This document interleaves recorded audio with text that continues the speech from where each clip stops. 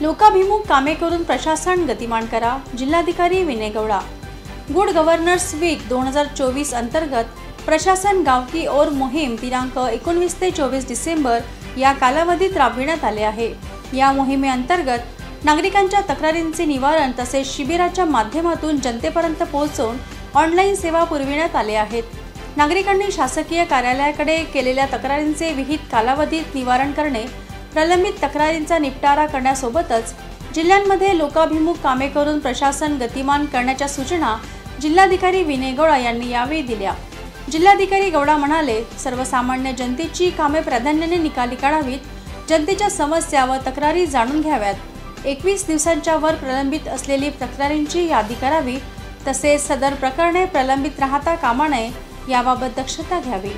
केंद्र शासनामार्फत सदर सुशासन सप्ताहाचे मॉनिटरिंग केल्या जात आहे, त्यामुळे विभागांनी केलेल्या कामाचे रिपोर्टिंग करावे, असे जिल्हाधिकारी यांनी म्हटले आहे।